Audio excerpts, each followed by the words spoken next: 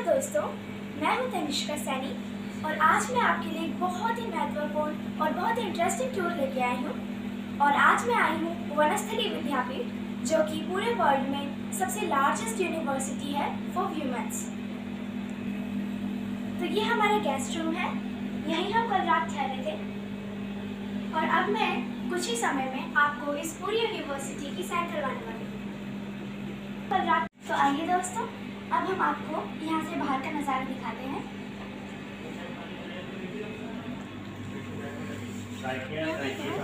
स्वच्छ वातावरण है, सफाई का बहुत ध्यान रखा हुआ है यहाँ पे। और यहाँ पे सामने ही रूम से बाहर निकलते इतने सारे ग्रीनरी प्लांट्स हैं, यहाँ पे पौधे हैं। ये हमारा गेस्ट रूम है।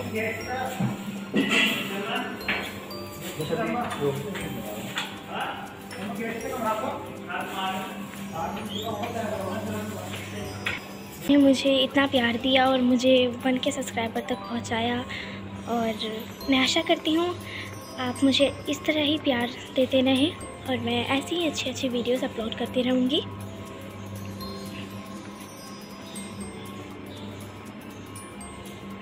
ये देखिए,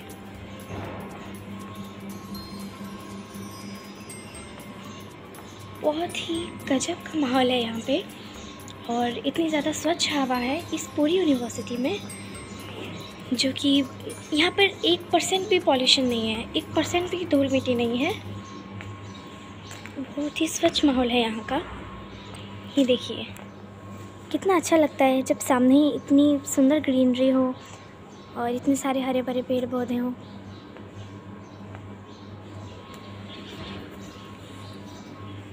ये देखिए, यहाँ पर रेड लीफ प्लांट भी है।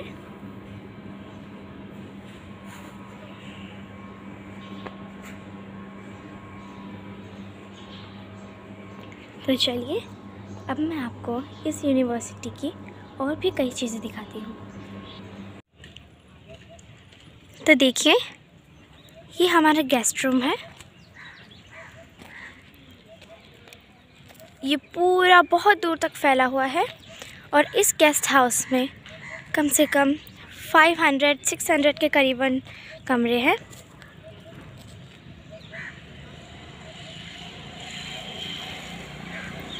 यहाँ पर मैंने आपको जैसा बताया था, यहाँ पर ग्रीनरी का भी बहुत अच्छे से काम किया गया है।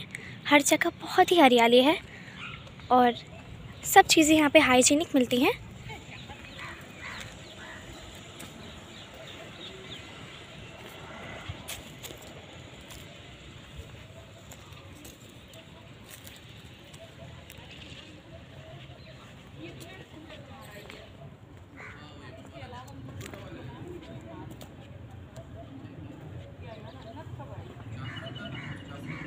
ये पूरा गेस्ट हाउस है। तो अभी हम अंदर जाएंगे और मैं आपको थोड़ा अंदर का भी दिखाऊंगी।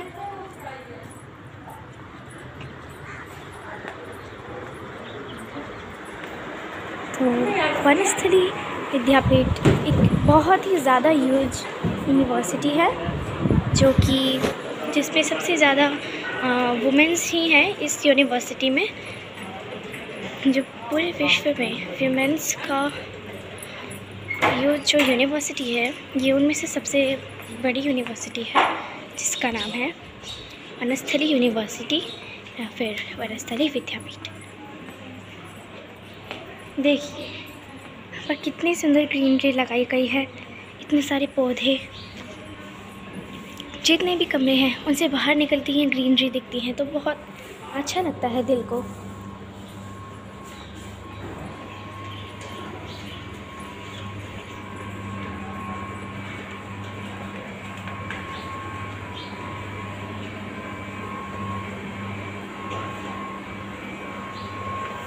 ये देखिए,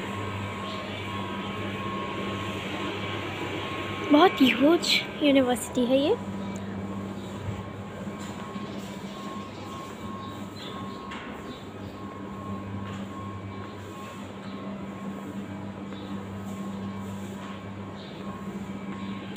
और मैं आप सबका बहुत बहुत थैंक यू करती हूँ, धन्यवाद करती हूँ कि आपने मुझे इतना प्यार दिया और मुझे 1K सब्सक्राइबर तक पहुंचाया। और मैं आशा करती हूँ आप मुझे इस तरह ही प्यार देते रहें और मैं ऐसी ही अच्छी अच्छी वीडियोस अपलोड करती रहूँगी।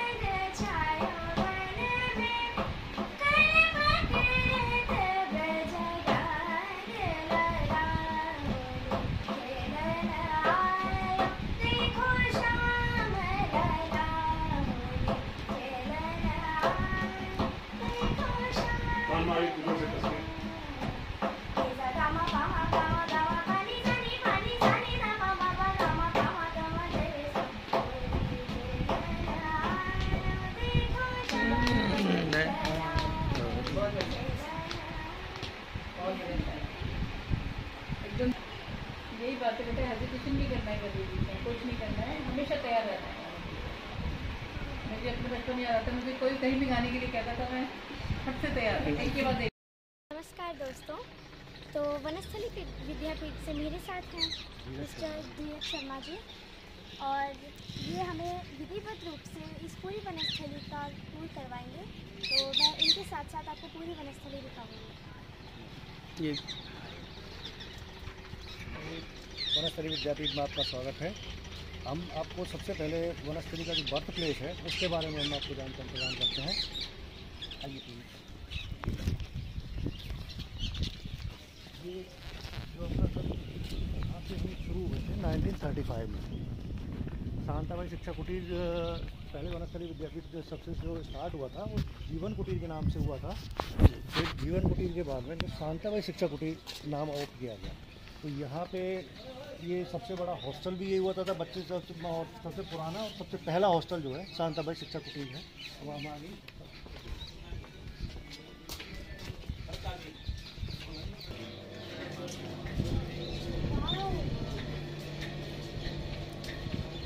ये सबसे पुराना छात्रावास है और बर्थ प्लेस इसलिए अंदर है कि जो हमारे जो फाउंडर थे पंडित हीरालाल शास्त्री जी, तो उनकी डॉटर थी शांताबाई।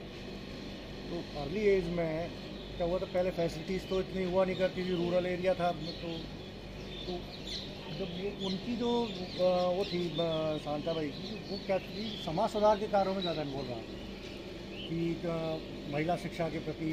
और फिर वो उनका जो मोटिव था वो ये था कि कैसे जो है हम जो बच्चियां हैं, जो अपनी लड़कियां हैं, उनको कैसे स्ट्रॉन्ग करें कि वो समाज में जो है अपना एक मुकाम स्थापित करें, एक लीडरशिप जो है समाज को प्रदान कर सकें। तो उसमें उनमें कि भाई किस तरीके से क्या एक्टिविटी उनको सिखानी चाहिए।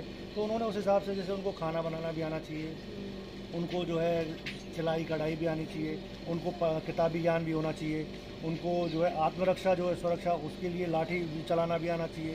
तो मतलब ओवरऑल जो वो है कि वो अपने आप को मतलब एक ऐसा नहीं कि वो अबला वाली जो स्थिति है वो नहीं होनी चाहिए, वो अपने आप को मतलब स्ट्रॉन्ग वुमेन की तरह समाज में पेश करें। तो उस हिसाब से उन्होंने उनकी वो सोच थी।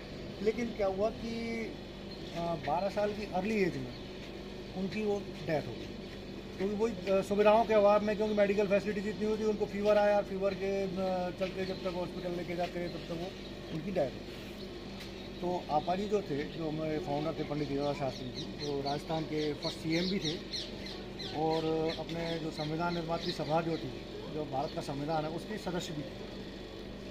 तो अब वो लोग बड़े मायूस हो गए। तो जो उनकी धर्मपत्नी थी रतन जी शास्त्री, जिनको हम बाबूजी बोलते हैं, तो बाबूजी ने बिल्कुल वो तो आपा जी ने सोच लिया कि यार अब क्या होगा। तो उन्होंने रतन जी शास्त्री ने उनको थोड़ा सा बूस्टअप किया, मोटिवेट किया कि भाई एक शांता चली गई तो क्या हम अपने परिचितों की, रिश्तेदारों की जो बच्चियां हैं उनको लाके उसी तरीके से तैयार करेंगे जैसे कि वो चाह रही थी। तो उस सोच के से ही वो एक वनस्थली विद्यापीठ का जो एक तरीके से बीजारोपण जो है ना, वो वहाँ से शुरू कि जो फिर वो आपा जी ने कहा कि भाई रिश्तेदारों की या कुछ और उस वक्त जो बच्चियों को पढ़ाना तो बाहर निकालना जो है संभव नहीं था, वहाँ पढ़ाने की बात करना तो वो बहुत बड़ा टेढ़ा काम था। लेकिन फिर भी वो उन्होंने प्रयास किए। तो वो स्टार्टिंग में 4 या 5 जो रिश्तेदारों की, आस पड़ोसियों की जो बच्चियाँ थी, उनसे उन्होंने शुरू किया।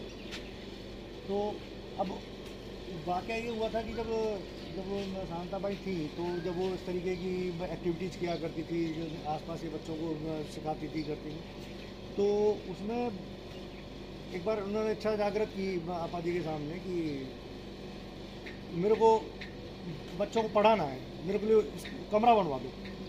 तो उन्होंने कहा कि आपा जी ने उनको कहा, जो अपनी मारवाड़ी लैंग्वेज थे, ईटा थे बना लो।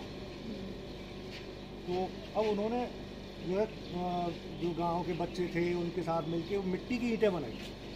और ये जो आप कमरा देख रहे हैं सामने, ये कमरा उनके हाथों से बनी हुई ईंटों से ही निर्मित है। ये आप जो कुआं देख रहे हैं, ये आपा जी के द्वारा खुद के और उनके ग्रामीण जो लोग थे उनके सहयोग से खुद के द्वारा खोदा हुआ कुआं है। ठीक है, तो अब हम वो ईंट मैं आपको दिखाता हूँ जो शांताबाई ने तो खुद ने बनाई थी।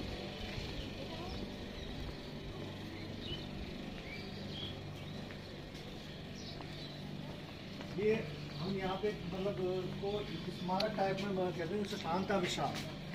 तो इसमें ये जो वो एक्टिविटीज़ करना चाह रही थी, तो वो जो करती थी, वो सारा, और ये हमारे जो 5 फूड एजुकेशन का जो कॉन्सेप्ट है ना, वो उन्हीं की उस सोच से ही डेवलप हुआ है। अब देखो ये कुकिंग वो बच्चों को सिखाती थी, इधर ये आपका जो है संगीत नृत्य वगैरह, इसकी बारे में जानकारी वो बच्चों को उस समय पे प्रदान करती थी। ये उनको पढ़ाना, किताबी ज्ञान भी जो है बच्चियों को आवश्यक है। इधर ये जो स्कूल बनाना या कमरा बनाने के लिए जो ईंटें बनाना जो है, वो शांताबाई ने बच्चों के साथ मिलके और वो ईंटें बनाई थी। वो मैं आपको एक बार दिखा देता हूँ।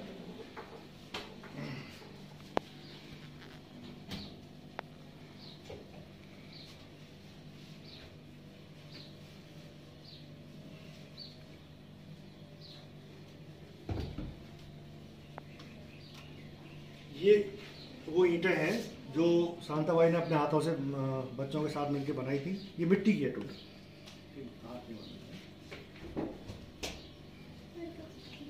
तो इसी तरीके की ईंट से ये जो कमरा है वो बना हुआ, ये टोटल मिट्टी की ईंट।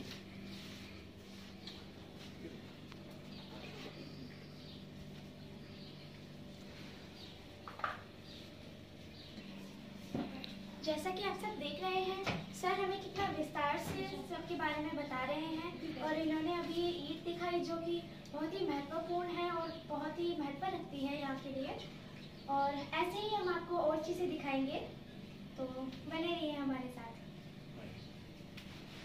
तो जो हमारा जो 5 फूड एजुकेशन का जो कॉन्सेप्ट है ना, वो इसी जो उनकी वो सोच थी ना,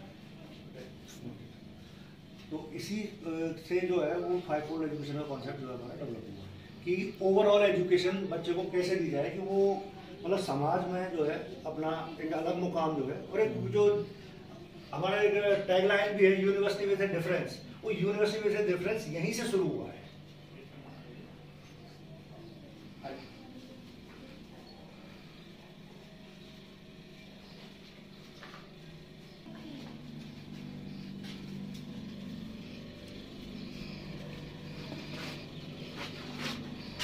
ये हमारा सबसे पुराना हॉस्टल है, और इसमें मतलब मेन पहले तो हॉस्टल यही हुआ करता था, उसके बाद में धीरे धीरे डेवलप ये प्रेयर हॉल हुआ करता था।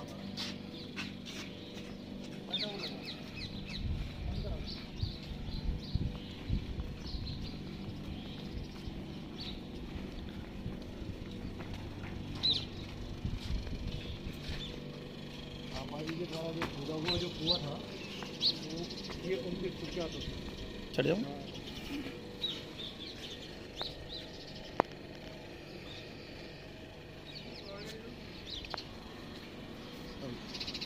अरे बेटा उधर सुनो, ये प्रेयर हॉल हुआ करता था।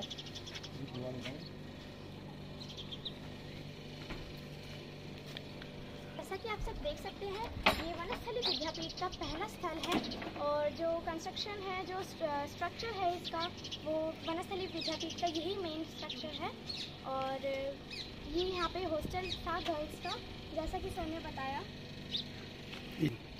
यही वनस्थली विद्यापीठ की शुरुआत हुई थी। तो आइए हम अंदर देखते हैं। ये यहाँ का सबसे पुराना प्रेयर हॉल है, जैसा कि सर बता रहे हैं। पूरा कच्चा है। ये जितने भी यहाँ पे फ्लोर बने हुए हैं, सब मिट्टी से बने हुए हैं।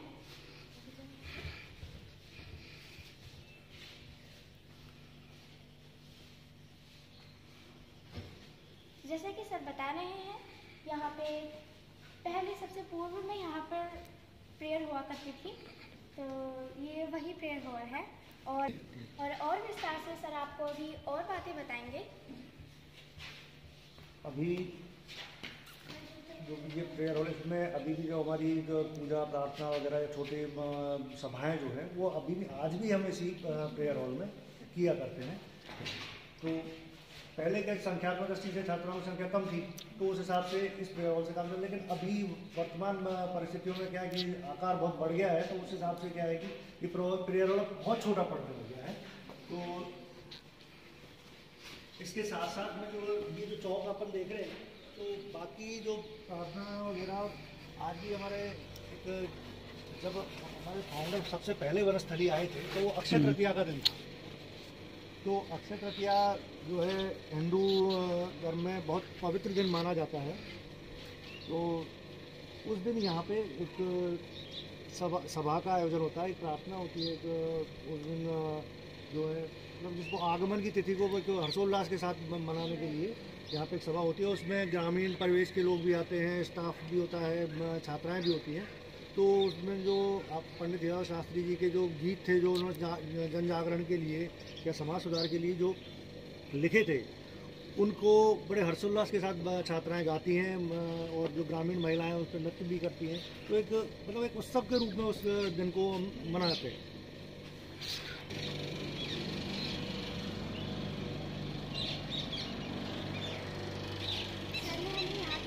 काफ़ी विस्तार से बताया है और हम आगे भी जानेंगे यहाँ पर क्या इसकी हिस्ट्री है वनस्थली विद्यापीठ की। तो यहाँ आप देख सकते हैं श्री शांताबाई शिक्षा कुटीर, ये छात्रावास था जहाँ पे लड़कियाँ रहती थी, हॉस्टल। तो आइए अब हम यहाँ के बारे में कुछ और जानकारी देते हैं। यहाँ पे मार्केट हुआ करता था बच्चों के लिए, तो यहाँ से उस मार्केट को अंदर शिफ्ट कर लिया है। यहाँ पे नया कंस्ट्रक्शन जो है कर दिया है। ये बच्चों के लिए मार्केट है यहाँ पे। तो आइए हम यहाँ पर और सिद्धपीठ देखते हैं और जानते हैं यहाँ पर हिस्ट्री क्या है इसकी, कैसे ये पूरे जगत में विख्यात हुआ। और मार्केट चलिए अब देखते हैं। तो देखिए ये बच्चों के लिए मार्केट है। ये दौड़ के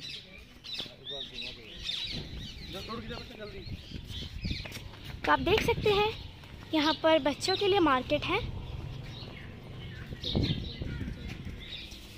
यहाँ पर आइसक्रीम, चिप्स वगैरह कुछ हमें खाने का या फिर स्टेशनरी सामान लेना हो तो हम यहाँ से ले सकते हैं। ये देखिए ये यहाँ पर क्लॉथ्स की भी शॉप है, तो यहाँ आप अच्छे से टूर भी कर सकते हैं। यहाँ आप टूर भी कर सकते हैं, अपने बच्चों को भी ला सकते हैं और आप यहाँ बहुत एंजॉय कर सकते हैं। सो प्लीज़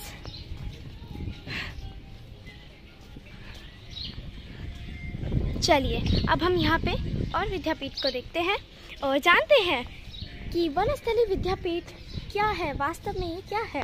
और इसकी अभी हम जानकारी भी मिस्टर धीरज शर्मा जी से ले रहे हैं और आगे भी लेते रहेंगे, तो बने रहिए हमारे साथ। जैसा भी आप बता रहे थे संस्कार वाली बात, क्योंकि आज भी आप अदर यूनिवर्सिटीज़ में, अदर शैक्षिक संस्थाएं हैं, उनमें आप जाके देखेंगे तो जो आपको जो संबोधन जो मिलेंगे, मैडम, सर, तो इस तरीके के संबोधन आपको देखने को मिलेंगे। लेकिन वनस्थली विद्यापीठ एकमात्र संस्था ऐसी है जहाँ पे ये इस तरीके के संबोधन नहीं, अपने जो जैसे कि फैमिली में जो होते हैं ना, कि हम जैसे हमारे वाइस चांसलर हैं उनको हम भैया जी बोलते हैं, या हमारी मैडम हैं उनको हम जी बोलते हैं, तो अध्यक्ष हैं उनको हम बुआ जी बोलते हैं। मतलब उस तरीके, और जो भी टीचर्स जो हैं, बच्चे टीचर्स को जी कह के संबोधित करते हैं। तो वो एक, तो अगर हम देखेंगे तो वो चीज़ हमको एक इंस्टीट्यूशनल नहीं है, जबकि एक पारिवारिक माहौल जो है हमको प्रदान करता है। तो उसे जब हम बात करते हैं तो एक ऐसा लगता है जैसे कि हम किसी टीचर से बात नहीं कर रहे हैं, हम एक से बात नहीं कर रहे हैं, हम केवल एक हमारी परिवार की बड़ी सदस्य हैं, उनसे हम बात कर रहे हैं, उनसे डिस्कस कर रहे हैं। तो वो माहौल जो है एक पारिवारिक वातावरण का जो है वातावरण। तो आइए अब जैसा कि सर हमें इतनी अच्छी इन्फॉर्मेशन दे रहे हैं, तो प्लीज़ इस वीडियो को लाइक, सब्सक्राइब, शेयर कीजिएगा और कमेंट करके बताइएगा कि ये वीडियो आपको कैसी लगी। ये नाट्यशाला है। इस नाट्यशाला में जो मनोरंजन के साधन पहले सीमित हुआ करते थे, तो बच्चों के मनोरंजन होती है। ये एक रंगमंच टाइप में नाट्यशाला थी जिसमें हम बच्चों के जो प्रोग्राम्स हैं वो भी दिखाया करते थे, प्लस बच्चों को एक एंटरटेनमेंट के लिए मूवीज़ जो हैं वो भी दिखाने का यहाँ रखा जाता है। उसके लिए एक ओपन, जिसको ओपन थिएटर बोलते हैं, इस तरीके का इसका कॉन्सेप्ट था। तो यहाँ पर जैसे सर बता रहे हैं, ये पूरा जो नाट्यशाला है, यहाँ पर सब बच्चों के लिए एंटरटेनमेंट के लिए मूवीज़ भी दिखाया करते थे और सारे वो एक्टिविटीज़ वगैरह करवाया करते थे। तो आगे चलते हैं और अब आगे जानते हैं। ये जो जगह है यहाँ पे क्या कहते हैं, यहाँ दरी पट्टियाँ बिछाई जाती थी। वो सामने प्रोजेक्टर रूम आप देख रहे हैं। तो यहाँ पे 72 mm का जो पर्दा है वो लगाया जाता था। तो यहाँ वहाँ से अपन प्रोजेक्टर रूम से उसको प्रोजेक्शन होता था। देन यहाँ बच्चे सब दरी पट्टियों पे बैठे रहते थे। तो यहाँ से फिर वो अपन मूवी जो है बच्चों को दिखाई जाती है। तो जैसे कि आप सब देख सकते हैं, नॉर्मली हम देखते हैं कि किसी हॉल में थिएटर हॉल होता है या फिर सिनेमा होता है, हर बार बंद होता है। तो ये इतना बड़ा एकदम खुले मैदान में ऐसे मूवी देखना बहुत अच्छा एक्सपीरियंस होता होगा। और ये एकदम खुला मैदान है जहाँ पर पहले के ज़माने में मूवीज़ देखना जाया करती थी। परेड ग्राउंड भी हम इसको कह सकते हैं। बाकी लक्ष्मीबाई मैदान के नाम से हम इसको जानते हैं। इसमें ये क्रिकेट ग्राउंड है ओरिजिनली। इसमें टर्फ विकेट जो है वो बना हुआ है। इस तरीके के 2 से 3 ग्राउंड जो है अपने पास हैं, जो कि और इस ग्राउंड को जो तैयार किया है वो आपने फिरोज शाह कोटला जो जिस उसने बनाया है कॉन्ट्रैक्टर ने, वही ग्राउंड, उसी कॉन्ट्रैक्टर ने इस ग्राउंड को भी तैयार किया है। तो ये इस आप इसको नेशनल लेवल का आप ग्राउंड कह सकते हैं।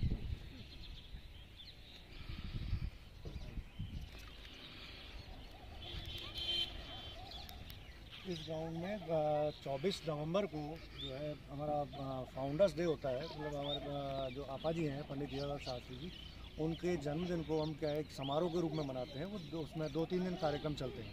तो इस पूरे ग्राउंड में एक जैसे अपना ग्रामीण परिवेश का जो मेला लगता है उस तरीके से मेला लगाया जाता है। आतिशबाजी होती है। वो 24 नवंबर को वो पूरा फुल डे चलता है। 24 और 25 नवंबर को वो 2-3 दिन का कार्यक्रम पूरा होता है। तो इसमें झूले वगैरह, स्टॉल्स वगैरह, जो छोटे मोटे जो जिस तरीके से ग्रामीण परिवेश का मेला होता है उस तरीके से जो है यहाँ मेले का आयोजन होता है। फिर 25 तारीख को जो है पूरा स्टाफ स्टूडेंट्स का एक सहभोज होता है, जिसमें करीब 20 से 22 हज़ार लोगों का जो है दाल बाटी चूरमा की दावत होती है।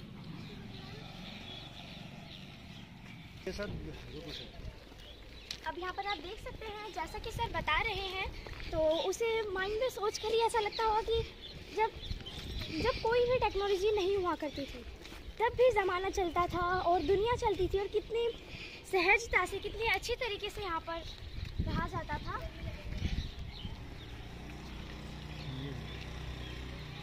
ये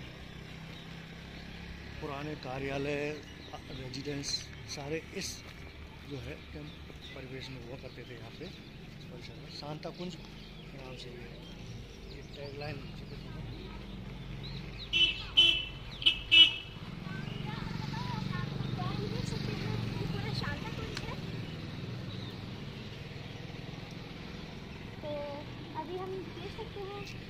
काफ़ी मतलब यूज है ये कुंज भी। तो इसे हमें मतलब एक तरह की सीख भी मिलती है कि हमें पूरी तरह से टेक्नोलॉजी पर निर्भर नहीं होना चाहिए।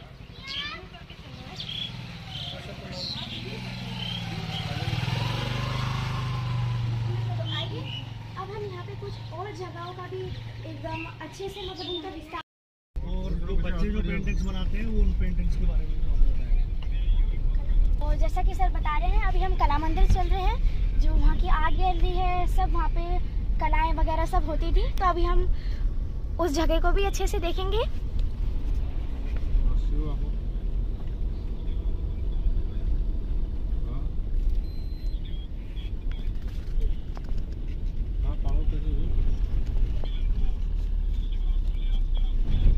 बहुत ही बड़ी यूनिवर्सिटी है। पूरे विश्व में जो वुमेन्स के लिए यूनिवर्सिटी होती है उन सब में से सबसे बड़ी है। ये फुली रेजिडेंशियल भी है।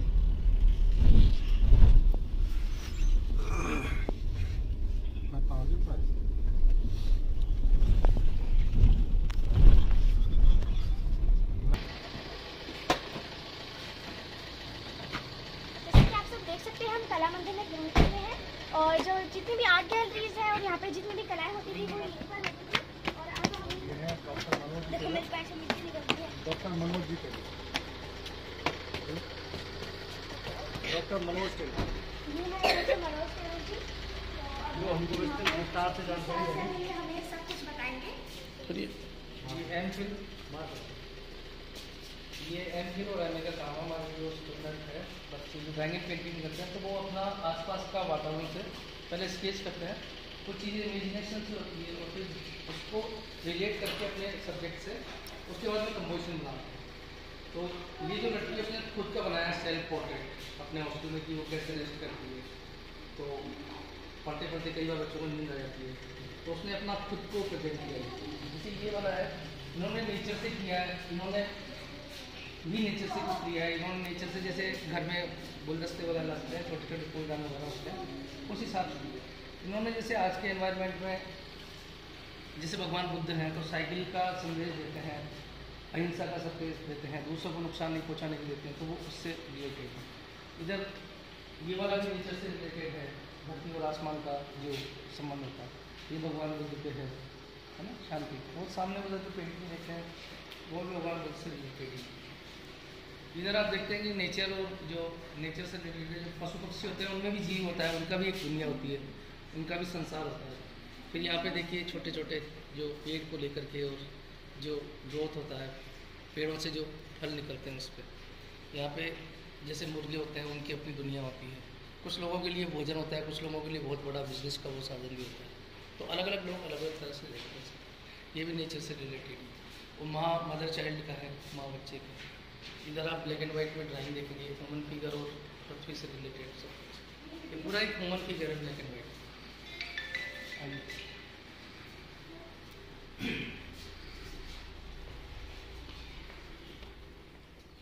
ये भी पक्षियों की, पशु पक्षियों की भी अपनी एक दुनिया होती है, तो उनकी दुनिया है। तो यदि वो इंसान होते तो वो कैसा होता, उनमें जीव होता, तो एक इमेजिनेशन होता है आर्टिस्ट का कि कैसे हम इमेज करते हैं सब चीज़ों को। तो ये हमारा फ्रेस्को रूम है, एक्चुअली ये कंजर्वेशन रूम की एक तरह से। ये जो पेंटिंग्स बनी हुई है पूरी देख रहे हैं आप लोग, ये जयपुर फ्रेस्को है, इसमें इटालियन फ्रेस्को भी है, कैमरा टेक्निक में भी है। ये बहुत चूने से काम होता है, इसमें बहुत रेयर पेंटिंग्स हैं सब। तो ये पेंटिंग जब से लेके तब से, जब पेंटिंग बनी हुई है तब से लेके वैसी की वैसी है सुरक्षित। तो इसमें क्या करते हैं, जैसे ओरिजिनल मटेरियल लगाते हैं, चूना है, बजरी है, या मिट्टी से निकले हुए कलर है, पत्थर से निकले कलर है, तो उनसे प्रोसेस करके पेंटिंग बनाते हैं। इसको आला किला भी बोलते हैं, जयपुर फ्रेस्को भी बोलते हैं, आरआईएस भी बोलते हैं। तो नीचे वाले में पिगमेंट नहीं है, नीचे वाले जितनी पेंटिंग है, ऊपर वाले में गोंद मिलाया गया है कलर को स्थापित करने के लिए।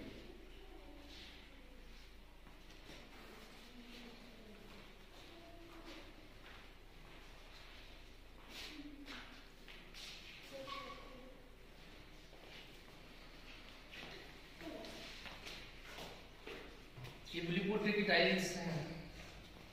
जैसा कि आप सब देख सकते हैं ये बहुत ही यूनिक आर्ट गैलरी है और यहाँ पे कितनी ज़्यादा यूनिक चीज़ें हैं जयपुर कला को भी लेकर यहाँ पे बहुत कुछ कलर्स है पेंटिंग में मार्बल की तरफ फिक्स हो जाते हैं।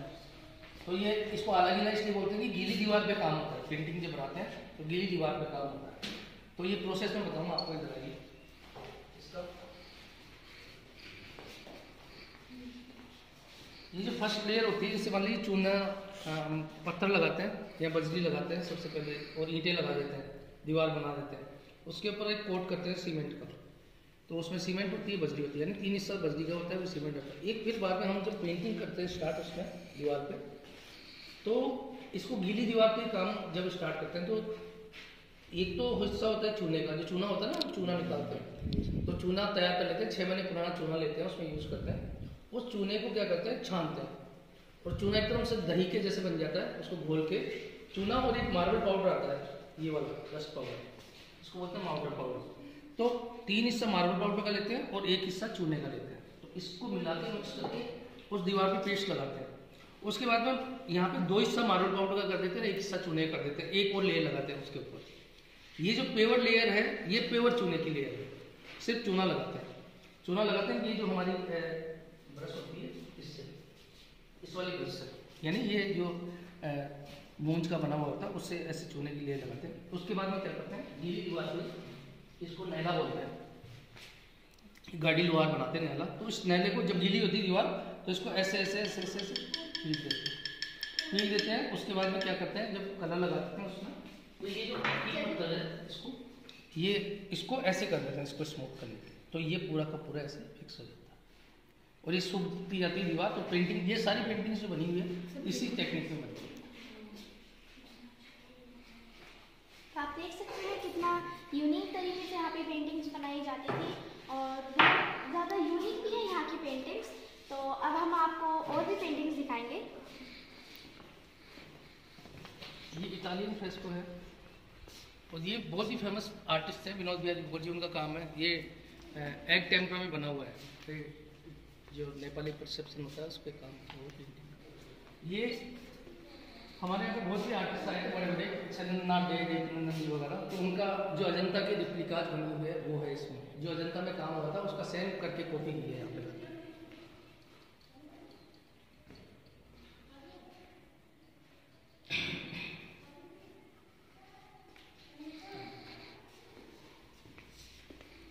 यही वो टेम्परा टेक्निक में, ये आर्टिस्ट जब उनको दिखना बंद हो गया था तब बनाया था उन्होंने, और एकदम आइडियल है सारी। ये लगभग 60 से 70 साल पुरानी पेंटिंग है।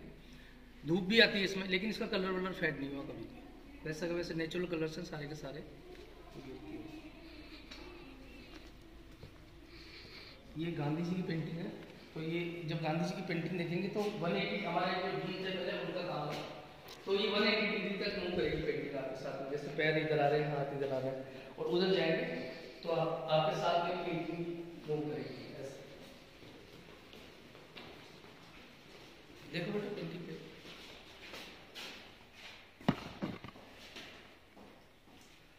कितनी ज़्यादा यूनिक स्टाइल से यहाँ पे पेंटिंग्स को रखा गया और कितना ज़्यादा ये देखिए यहाँ पर मतलब एक पिक्चर के अंदर पेंटिंग्स भी लगाए।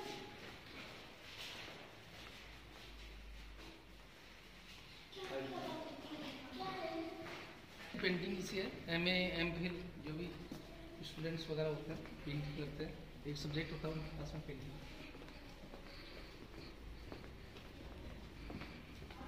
ये राजस्थान उत्तराखंड का जो मिला जुला होता है, पेड़ भी होता है, उनकी ड्रेस सेंस होती है जनरली स्केचिंग करते हैं। तो जैसे आप देख सकते हैं यहाँ पर इनकी मतलब डिटेल्स को देखिए कितना ज़्यादा रियल लग रहा है इनको। अगर आप देखेंगे तो लगेगा ये मतलब धीरे धीरे इनकी स्माइल और बढ़ रही है। तो बहुत ही ज़्यादा एकदम बहुत रियलिस्टिक से यहाँ पे पेंटिंग्स भी बनाई गई है। इनको 3D फॉर्म भी दिया गया है।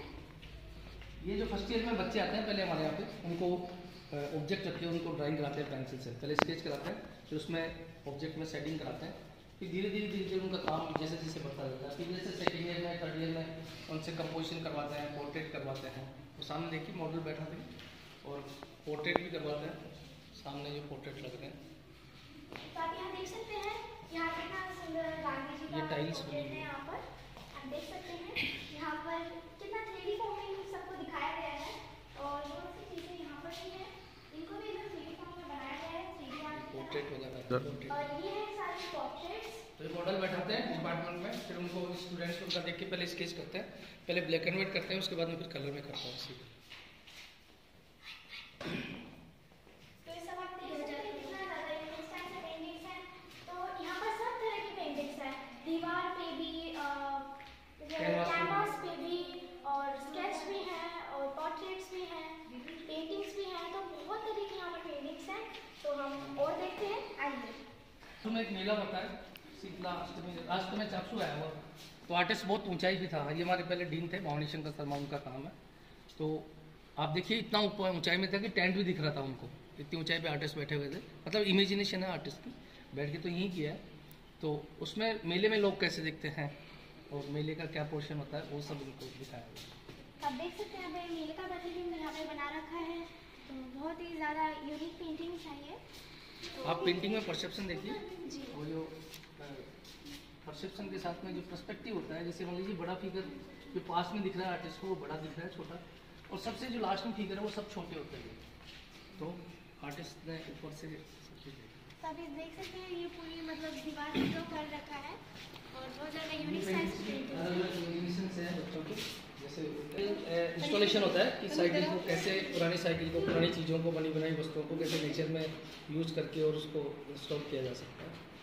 तो पहले तो इसमें वो ड्रम भी था दूध का, तो फिर वो आगे भी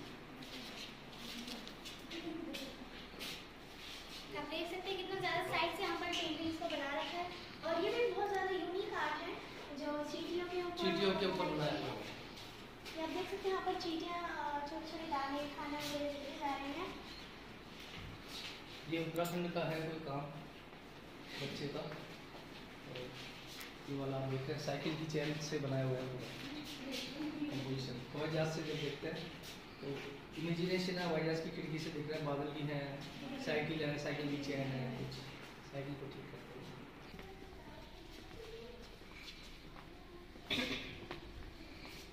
यहाँ पर इमेजिनेशन, तो मैं बहुत बहुत थैंक यू करती हूँ सर का, मिस्टर मनोज टेलर जी का, जिन्होंने हमें इस पूरी आर्ट कला मंदिर का दर्शन करवाए हैं और मैं बहुत बहुत थैंक यू करती हूँ sir, thank you so much. अभी हम और भी जगह देखेंगे, तो चलिए।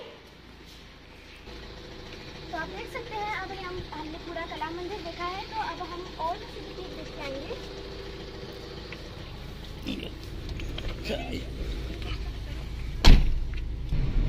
तो हम अब चल रहे हैं फ्लाइंग क्लब में, तो वहाँ भी हम देखेंगे वहाँ की क्या हिस्ट्री है और वहाँ के बारे में भी जानेंगे।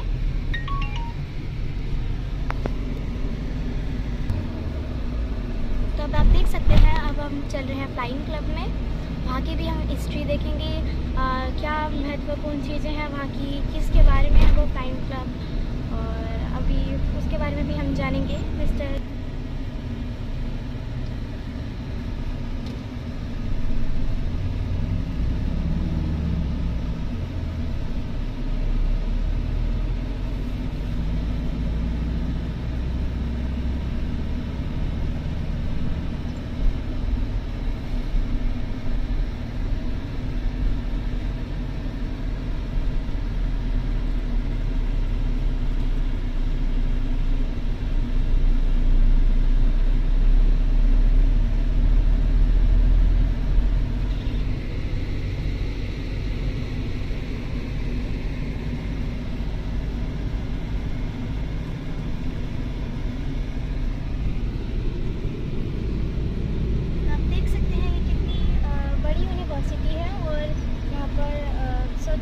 स्वच्छता का भी कितना ध्यान रखा गया है और बहुत ही अच्छी यूनिवर्सिटी है, तो आप यहाँ पर एक टूर भी आ सकते हैं।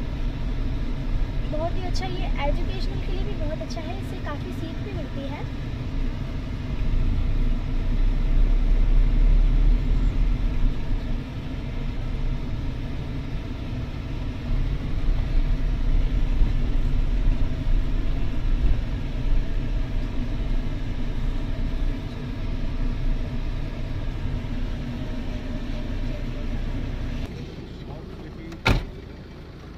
चलिए हम फ्लाइंग क्लब पहुंच गए हैं। अब मैं सर से आग्रह करूंगी कि हम उनके बारे में भी बताया जाए, क्योंकि हम बहुत उत्सुक हो रहे हैं यहाँ की चीज़ों को भी जानने के लिए। तो सर प्लीज़। ये वनस्थली विद्यापीठ ग्लाइडिंग फ्लाइंग क्लब है। यहाँ पे 1960s से हम बच्चों को जो है उड्डयन के लिए ट्रेनिंग प्रदान करते हैं। इसमें जो है विस्तृत जानकारी की जो यहाँ के स्टाफ हैं वो अपने को जानकारी प्रदान करेंगे। ये इसमें रनवे के बारे में और जो भी हमारे एयरक्राफ्ट हैं उसके स्पेसिफिकेशन के बारे में। आप देख सकते हैं यहाँ पर प्लेन्स भी हैं, तो हम यहाँ के बारे में भी और जानेंगे। तो जी अब हमें पता चलता है कि यहाँ की जगह का नाम फ्लाइंग क्लब है। मतलब प्लेन्स वगैरह क्या होते हैं उनके बारे में भी नॉलेज दी जाया करती है। बच्चों को ट्रेनिंग भी दी जाती है। बहुत बड़ी यूनिवर्सिटी, यहाँ पर सब चीज़ों की शिक्षाएं लड़कियों को दी जाती थी, कुकिंग की, डांसिंग, शास्त्रीय कला, बहुत ही चीज़ें। तो अब मैं आग्रह करूँगी मिस्टर मनोज जी का और विनोद जी का और कौशलेंद्र जी का, जो हमें फ्लाइंग क्लब के बारे में थोड़ा सा बताएं। जी सर, ये है वनस्थली विद्यापीठ ग्लाइडिंग एंड फ्लाइंग क्लब। यहाँ पे सारे सेस्ना 172 के 3 एयरक्राफ्ट हैं और एक है NAL बेंगलोर से VT HNX, दूसरा है CTLS जो मैन्युफैक्चर ऑफ जर्मन का है और लास्ट में आप देखोगे इस पर है जो वो HL का। वैसे बेसिकली ये फ्लाइंग ट्रेनिंग इंस्टीट्यूट है सर, यहाँ पे बच्चों को फ्लाइंग करवाई जाती है, इसमें 200 घंटे की फ्लाइंग होती है। वो 200 घंटे की फ्लाइंग बच्चों को एक CPL कोर्स होता है, कॉमर्शियल पायलट लाइसेंस, वो करवाया जाता है और उसके बाद भी बच्चा पायलट बनता है सर। इसके बाद वनस्थली पंचमुखी शिक्षा के अंतर्गत SPL लाइसेंस करवाया जाता है, जो वनस्थली वाले बच्चों को फ्री ऑफ कॉस्ट करवाया जाता है, जिसका कोई चार्ज नहीं होता है। उसमें बच्चों के 5 दिन की क्लास होती है एविएशन से रिलेटेड और उसके बाद उसका एग्ज़ाम होता है। एग्ज़ाम पास आउट होने के बाद बच्चा इसमें पार्टिसिपेट कर सकता है। तो आइए अब हम यहाँ पे देखते हैं, जैसे कि सर ने बताया यहाँ पर लोगों को यहाँ पे सबकी ट्रेनिंग दी जाती थी, उनकी मतलब स्टार्टिंग से उनकी स्टार्टिंग होती थी और फिर उनका एग्ज़ाम भी होता था। और चलिए अब होता है यहाँ पर, तो यहाँ पर ट्रेनिंग दी जाती है, अभी भी दी जाती है। तो हम और जानते हैं सर से के बारे में भी कुछ बताना चाहते हैं, तो हम आप जानते हैं। आइए देखें, आपको बताते हैं एयरक्राफ्ट के अंदर क्या क्या होता है, कैसे कैसे कंट्रोल्स होते हैं, आपको बताएंगे। बैठो बैठो बैठो इधर आओ, उधर देखो सामने, पापा के बिल्कुल ये कंट्रोल्स होते हैं, जिनसे जहाज उड़ता है ऐसे करेंगे आप तो टेक ऑफ होगा, इधर जाना है तो आपको इधर इसको टर्न करना होगा, राइट में जाना है तो राइट टर्न करना होगा, लैंडिंग के लिए इसको थोड़ा आगे करना पड़ेगा और ये सीधा रखने के लिए यहाँ पे इसको कंट्रोल रखना पड़ता है, ठीक है। और इसके अंदर सारे बेसिक इंस्ट्रूमेंट्स दिए हुए हैं जो आपको रिक्वायर्ड होते हैं। आपकी स्पीड कितनी है, आपकी हाइट कितनी है एयरक्राफ्ट की, ठीक है। आपका इंजन के भी पैरामीटर्स दिए हुए होते हैं, इसमें ये रेडियो कम्युनिकेशंस के लिए होते हैं, ये सारा पूरा, जिससे आप ATC से बात करते रहते हैं। तो आप देख सकते हैं कितना यहाँ पर रियलिस्टिक फीलिंग आ रहा है सब चीज़ों का। और ये हेडफोन्स भी मतलब इतने ज़्यादा वो है कानों पे, मतलब ऐसे लग रहा है जैसे मतलब बंद हो गए हैं कान, कुछ सुनाई नहीं दे रहा है, एकदम साउंड प्रूफ टाइप के। छोड़ना बेटा, एकदम से नहीं छोड़ना है, तो ये आपको एकदम धीरे से फोटो। यहाँ मैं मेरे पूज्य गुरुजी श्री देवेंद्र वर्मा जी की दो लाइनें आपको बंदिश की सुनाना चाहती हूँ, जिनकी कृपा से हम यहाँ आए हैं और आपको सारा टूर करवा रहे हैं। कान्हा जा रे नहीं बोलो, कान्हा जा रे नहीं बोलो, करत ढिढोरी बर जोरी जोरा जोरी रे, कान्हा जा रे नहीं बोलो, कान्हा जा परिया वरनीता जात रही मैं, परिया वरनीता जात रही मैं, रोकात गेल करत फैल, ब्रज रंग नहीं मान चल कान्हा जा रे नहीं बोलो, कान्हा जा रे गा मा पा मा ग रे सा नि सा, कान्हा जा रे नहीं बोलो, कान्हा जा रे कान्हा जा रे कान्हा जा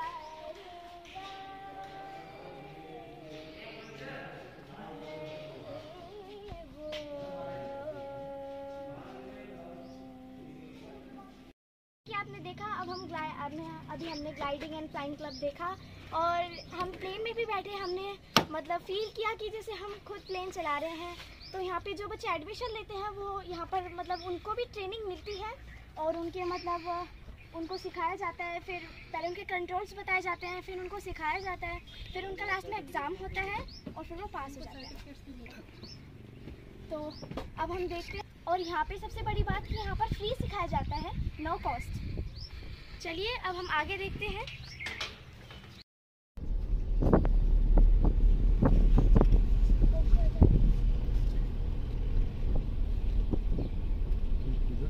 उधर से इधर यहाँ घूम के यहाँ तक आती है। तो देखिए अब हम और भी जगहें देखेंगे। ये हायर एजुकेशन के हॉस्टल्स हैं बच्चों के।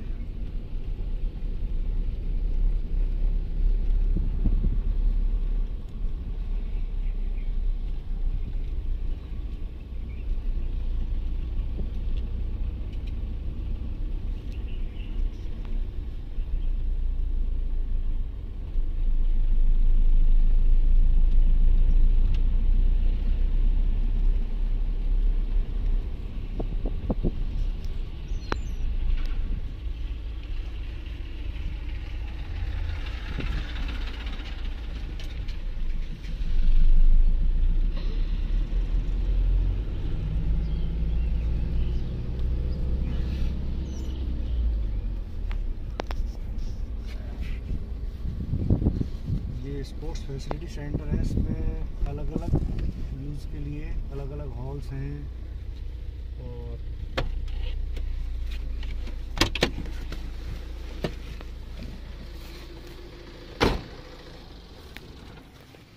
स्पोर्ट्स फैसिलिटी सेंटर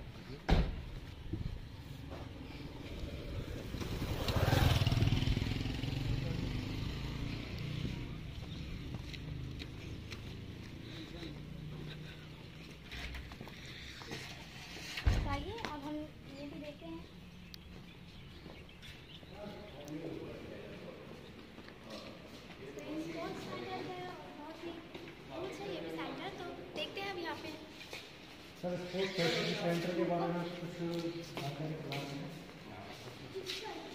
करें। तो अब हम मिस्टर घनश्याम जी से जानेंगे यहाँ का वो स्पोर्ट्स क्लब के बारे में हम यहाँ पे जानेंगे मिस्टर घनश्याम जी से। थैंक यू बच्चे, आप आइए। आपको योगा हॉल है, योगा हॉल है।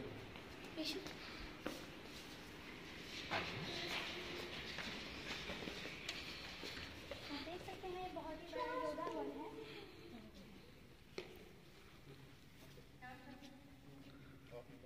और कुछ बच्चे मुझे आप पूछ सकती हैं जानने के लिए कितने बच्चे आते हैं, कब कब होता है, क्या क्या टाइमिंग होता है, तो मैं आपको बता सकता हूँ। जो भी आप जानकारी चाहते हैं आप मुझे पूछ सकते हैं। Thank you so much sir. तो आप देख सकते हैं ये बहुत ही बड़ा हॉल है जिसमें योगा करवाया जाता है बच्चियों को। तो और क्या क्या एक्टिविटीज़ होती हैं सर यहाँ पे? ये बच्चे सिर्फ एंड सिर्फ योगा हॉल है, यहाँ सिर्फ बच्चे योगा करने के लिए आते हैं। यहाँ हमारे यहाँ 4 हॉल है। सामने जो आप देख रहे हो ये एरोबिक्स हॉल है, उधर वहाँ मैं आपको भी ले जाऊँगा, वहाँ मार्शल आर्ट हॉल है, जिम्नास्टिक हॉल है, प्लस हमारे पास अपाजी व्यायामशाला है, वो जो उधर है। जो आप पीछे जंगल थोड़ा देख रही है, वहाँ हमारा इंडोर स्विमिंग पूल बच्चे बनेगा, जो आप यहाँ आके आप देख सकते हैं। और जो सामने अंडर कंस्ट्रक्शन है वो पूरा हमारा इंडोर बैडमिंटन हॉल बनेगा, जो यहाँ से आपको दिखाई पड़ रहा है। और वो जो बच्चे सामने कॉर्नर पे है वो मल्टीपर्पज़ हॉल है, और उसके बगल में जो पेड़ के पीछे दिख रहा है वो आपका स्क्वैश बनेगा, वो स्क्वैश बच्चे बनेगा। और ये बैडमिंटन हॉल, यहाँ पे स्विमिंग पूल बनेगा इंडोर, ओलंपिक साइज का। जी, तो आप देख सकते हैं सर ने हमें यहाँ के बारे में बता रहे हैं सर। और यहाँ पर आप देख सकते हैं योगा के बारे में काफ़ी सारे पोस्टर भी लगे हुए हैं, और यहीं बैठ के मतलब यहाँ पर बैठ के दीदियाँ लड़कियाँ सब यहाँ पे योगा करते हैं। तो अभी हम यहाँ के बारे में और भी जानेंगे, यहाँ के दूसरे हॉल्स भी देखेंगे। तो आइए। ये बच्चे एरोबिक्स हॉल है, थोड़ा आप आगे आइए तो थोड़ा बहुत इक्विपमेंट भी सामने रखते हैं। ये एरोबिक्स। जी सर, तो यहाँ पर और क्या मतलब? यहाँ बच्चे सिर्फ एरोबिक्स होगा, यहाँ सारे गेम्स सेपरेट सेपरेट है। जैसे अपन योगा आपने देखा, ये एरोबिक्स है, ऐसे वो मार्शल आर्ट, ऐसे जिम्नास्टिक, ऐसे अपाजी व्यायामशाला, तो ये सेपरेट। यहाँ और एक्टिविटी नहीं, सिर्फ एरोबिक्स के बच्चे आएंगे और ये अलग अलग इसकी एक्सरसाइज करेंगे। एक बॉल की आपको ही एक्सरसाइज करा देता हूँ, चलिए। हाँ, फिर पापा को बताना, ठीक है? अच्छा था, चलिए गिर नहीं जाएगी ना, थोड़ा संभल के करना है। आ जाओ बच्चों, इसके ऊपर आप बैठ सकती है, पेट के बल लुढ़क सकती है, पेट के बल आ जाओ। हाँ, संभालना है, ठीक है? और आपको भी देता हूँ, आप इसके ऊपर बैठ सकते हो। चलो दोनों इतना नहीं, ठीक है? बैठ सकते हो, ऊपर पेट के बल लेट सकते हो, जैसा आपको ठीक लगे।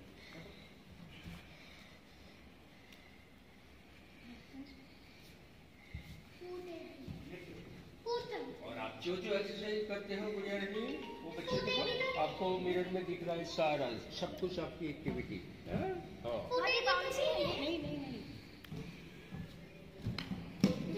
सरोगिन के लिए ही है, वो कुछ लोग नहीं। इसको बच्चे ये नहीं खेलना है, आप उसको बैठ सकते हैं, एक्सरसाइज देखो ये छोटा कर रहा है, वेरी गुड, ये मास्टर है। हाँ ठीक है, ऐसे इसको ये आप बास्केटबॉल या फुटबॉल की तरह आप इसको नहीं खेल सकते, आप इसको बैठ सकते हो, लुढ़क सकते हो, झूले की तरह ये सब कर सकते हो। संभालना, हाथ नीचे गुड़िया रखते नहीं तो आपके नाक नीचे जाएगा। आप जब हाथ रखते हो ये हाथ नहीं सकता, हाथ नहीं रखते हो।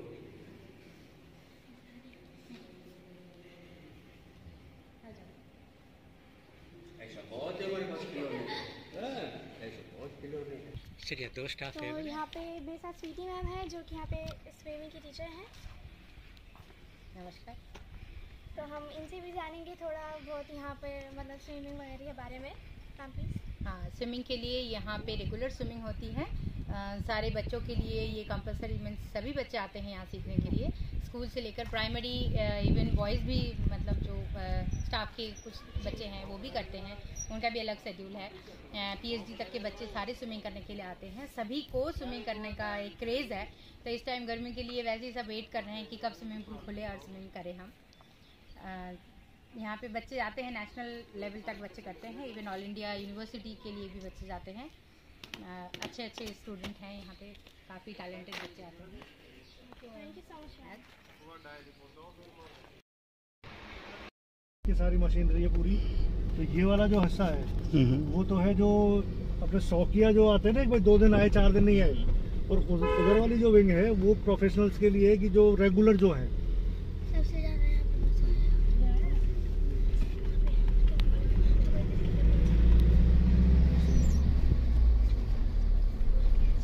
ये सारे हायर एजुकेशन के हॉस्टल्स हैं।